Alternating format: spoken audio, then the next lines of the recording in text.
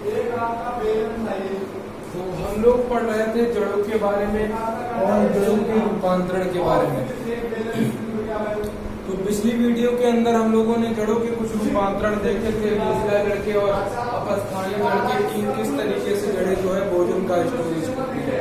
आज जड़ों के रूपांतरण पढ़ना है कि जड़ें जो है कभी कभी इस तरीके से अपने आप में रूप में बदल जाती है, रूप में इस तरीके से डिफ्रेंशिएट या मोडिफाई हो जाती हैं कि वो पौधे को यांत्रिक सहारा प्रदान करती हैं। कहने का मतलब है कि प्लांट को सीधा खड़ा रखती हैं, उसको आंधी तूफान में गिरने से बचाती हैं, तो मैकेनिकल स्ट्रेंथ प्रोवाइड कर देती है कौन, हमारी जड़ें। तो उस तरीके से मॉडिफिकेशन जब यांत्रिक सहारा के रूप में करने लगी तो एक जड़ पाई जाती है स्तंभ जड़ें, और उन स्तंभ जड़ों को हम लोग कहते हैं प्रॉप रूट या स्टैंड रूट। कहते हैं क्या? प्रॉप रूट या स्टैंड रूट। अगर आपने बरगद का पेड़ देखा हो तो बरगद के पेड़ के तने से आपने बहुत लंबी लंबी जो है जड़ें देखी होंगी, जो जड़ें जो है तने से निकल कर जो है जमीन में आके जुड़ जाती हैं। उन्हीं जड़ें को हम लोग कहते हैं स्तंभ जड़ें या प्रॉप स्टैंड रूट। और वो जड़ों का काम होता है कि बरगद का पेड़ इतना बड़ा होता है कि उस इतने बड़े पौधे को, पेड़ को खड़े रखने के लिए वो तने से जड़ें निकल आती हैं। उन्हीं जड़ों को कह देते हैं सहारा प्रदान करती हैं खड़े रहने में बरगद के लिए, इसलिए उसे कह देते हैं स्तंभ जड़ें। और बरगद का जो बोटेनिकल नेम होता है, वैज्ञानिक नाम होता है, वो कहा जाता है फाइकस बेंगालेंसिस।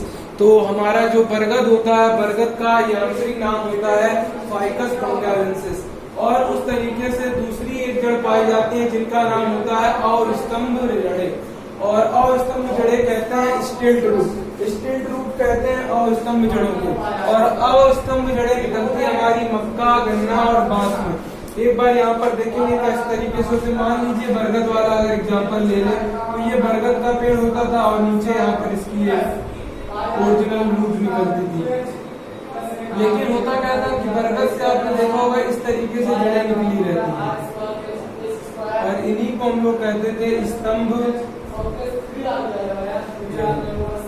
और बरगद के पेड़ का साइंटिफिक नाम होता है फाइकस बेंगालेंसिस। अब दूसरे नंबर पर आती है हमारी अवस्तंभ जड़ें। अवस्तंभ का मतलब ये स्तंभाकार तो नहीं है कि बहुत लंबी लंबी हो, लेकिन स्तंभ की तरह दिखती है, इसीलिए अवस्तंभ कहते हैं।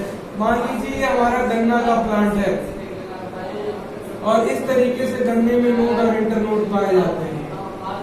अब होता क्या है, जो सबसे नीचे वाला नोड होता है और ये हमारी अर्थ हो गई, पृथ्वी हो गई, तो इस सबसे नीचे वाले नोड से, सबसे नीचे वाले पर्सन से कुछ इस तरीके से जड़ें निकलती हैं, अगर आपने देखा हो।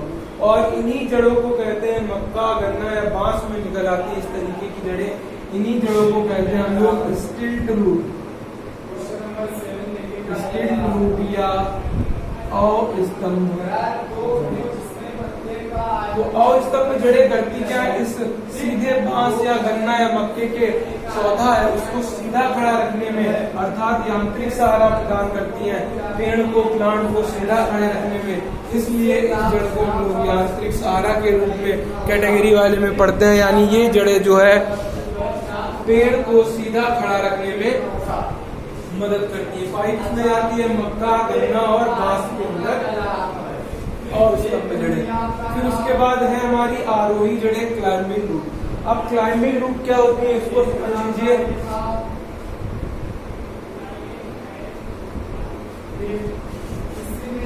क्लाइंबिंग रूट होती है हमारी, कुछ जड़ें होती हैं कि जो हमारी, मान लीजिए ये कोई आधार होता है या कोई प्लांट ही है। अब इस प्लांट से करती क्या है ये वाली जड़ें कि निकलती तो इस तरीके से यहाँ पर, और इससे एक नया प्लांट निकलता है, मान लीजिए मनी प्लांट का। तो ये मनी प्लांट या हमारा मनी प्लांट हो गया, या ब्लैक यानी काली मिर्च, बीटल का मतलब पान का पौधा। तो ये पान का पौधा क्या होती है, ये जड़ें उस प्लांट को किसी चीज में चढ़ने के लिए मदद करती है, उसको जो है प्लांट को चढ़ने में मदद करती है और आरोही यानी बढ़ते हुए बढ़ने में मदद करती है। इसीलिए इन जड़ें को कहते हैं आरोही जड़ें, क्योंकि आरोही का मतलब होता है बढ़ता हुआ क्रम।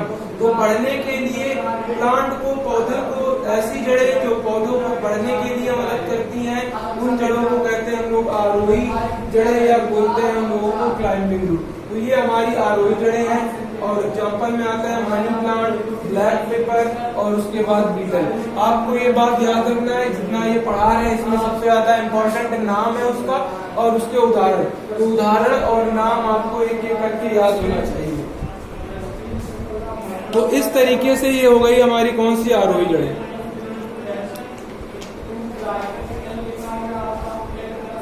अब उसके बाद अगले नंबर पर है हमारी श्वसन मूल। अब ये इतनी जड़ें जो है 3 ये हमने पढ़ी, आंतरिक सहारा प्रदान करती हैं। अब उसके बाद ये कुछ जड़ें नीचे इधर पाई जाती हैं जो प्लांट के अंदर एक महत्वपूर्ण क्रियाएं करती हैं, विशेष क्रियाओं को, स्पेशल जो हमारी क्रियाएं होती हैं उनको पूरा करती हैं। उनको एक एक करके देखेंगे। नंबर 1 पर हमारा श्वसन मूल, जिसे कहते हैं हम लोग रेस्पिरेटरी रूट या न्यूमेटोफोर। होता क्या है कि कुछ ऐसी जगह प्लांट जहाँ पर जो है दलदली एरिया है, जहाँ पर हमारी कीचड़ वगैरह ज्यादा पाया जाता है, पानी की कमी होती है, तो उस जगह पर पानी मतलब दलदली जगह पर पाया जाता है। लेकिन उन जगह की जड़ों क्या करती हैं, मान लीजिए ये हमारी दलदली जगह है, तो दलदल से क्या करती हैं ये जड़ें बाहर इस तरीके से निकल आती हैं और इन जड़ों को कहते हैं हम लोग श्वसन मूल।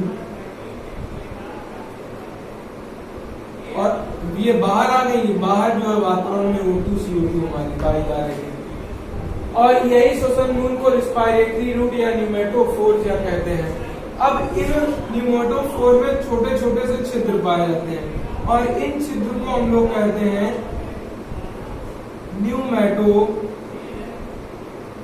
न्यूमेटोथोर्स। तो इस छिद्र से क्या होता है, CO2 अंदर जाती है और O2 क्या होती है, बाहर आती है। तो ऐसी जड़ें जो श्वसन की क्रियाओं को करती हैं, श्वसन की क्रिया को पूरा करती हैं, उन जड़ों को कहते हैं श्वसन मूल या रेस्पिरेटरी रूट या न्यूमेटोड। और ये जड़ें निकलती कहाँ है, दलदली एरिया में, जहाँ पर जो है दलदली जगह उस जगह पर हमारी श्वसन मूल निकलती हैं। अब इसके बाद क्या होता है, हमारी श्वसन मूल के अंदर उदाहरण आता है हमारा प्लांट के नाम है राइजोफोरा, एविसिनिया और सोनेरेसिया। तो ये एग्जांपल याद रखना है श्वसन मूल के अंदर।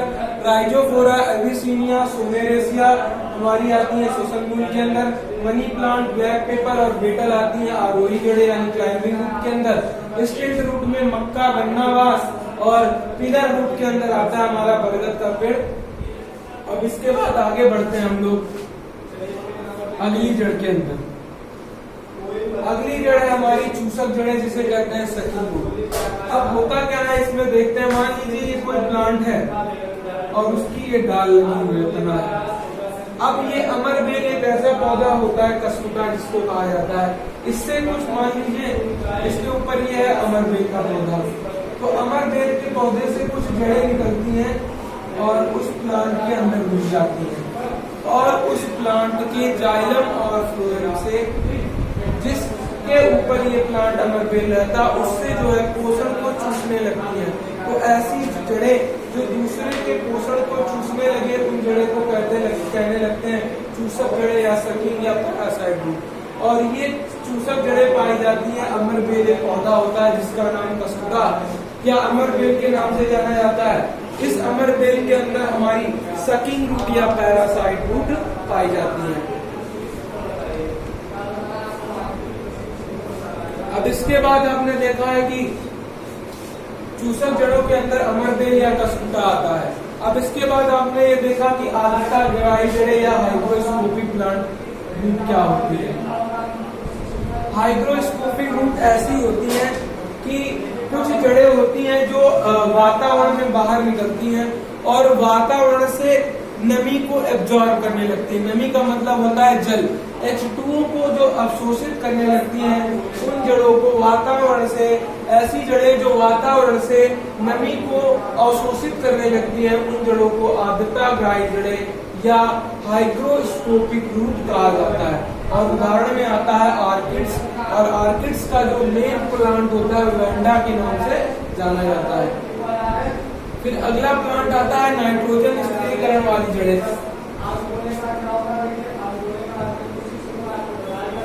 अब नाइट्रोजन स्थिरीकरण वाली जड़ें कौन होती हैं कि जो हमारी एक लेग्यूमिनेसी फैमिली पाई जाती है, लेग्यूमिनेसी फैमिली के अंदर जो है सभी दालों को रखा जाता है। तो इन दालों की जड़ें क्या करती हैं, बैक्टीरिया के साथ मिलकर वातावरण की नाइट्रोजन को फिक्स करती हैं, उनका स्थिरीकरण करती हैं, नाइट्रोजन की जो बैलेंसिंग है उसको वातावरण में बनाती है, इसलिए इन जड़ों को कहते हैं नाइट्रोजन स्थिरीकरण जड़ें। और ये प्लांट होते कौन है, जितनी भी दाल वाली पौधे होते हैं उसके अंदर, और जिस बैक्टीरिया के साथ ये लोग करते हैं फिक्सेशन, उस बैक्टीरिया का नाम होता है राइजोबियम लेग्यूमिनेसोरम।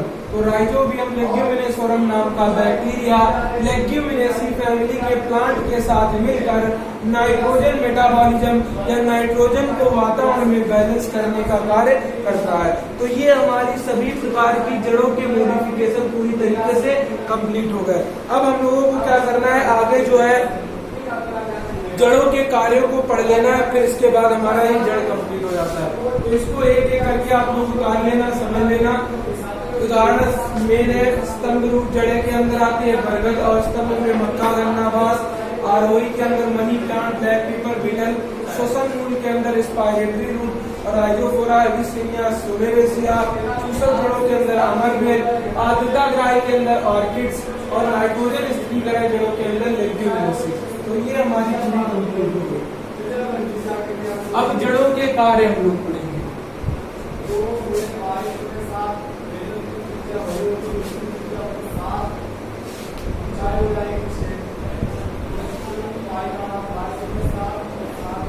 अरे दो कार्य तो आपको पता ही होगा, सबसे इम्पोर्टेंट कार्य क्या होते हैं, फंक्शन ऑफ रूट।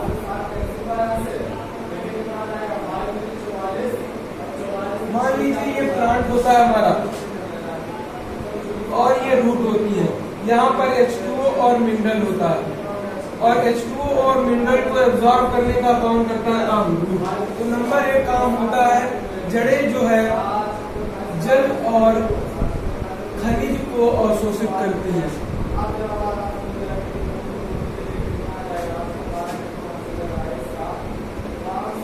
दूसरा कार्य होता है कि पेड़ को सीधा खड़ा रखती है। कहने का मतलब है यांत्रिक सहारा प्रदान करती है।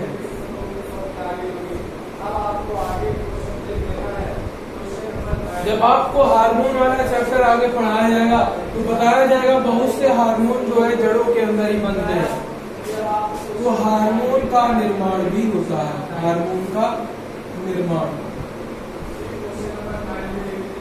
चौथा कार्य आपने पढ़ा था श्वसन मूल जड़ें, यानी श्वसन की क्रिया में भाग करती हैं, तो श्वसन का भी कार्य होता है। पांचवा कार्य पढ़ा था आपको, आपने पढ़ा होगा भोजन को स्टोर करने में, यानी भोजन का संग्रह करने में इसका काम होता था। तो भोजन को संग्रहित करने में कार्य होता था।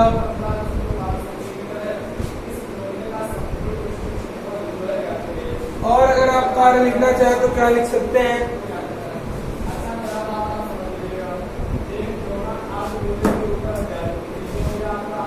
नाइट्रोजन स्थिरीकरण में व आर्द्रता ग्राही के रूप में। और क्या लिख सकते हैं कार्य, आप कार्य लिख सकते हैं इसका कि नाइट्रोजन स्थिरीकरण हो गया। बहुत सारी जड़ों का प्रयोग दवाइयों के रूप में, दवाइयों के रूप में भी जड़ का कार्य होता है। तो यही सब जड़ों के कार्य होते हैं। अगर आपको रूपांतरण पता है तो जड़ों के कार्य भी कर लेंगे। तो ये जड़ सब, यही सब कार्य होते हैं हमारे जड़ों के।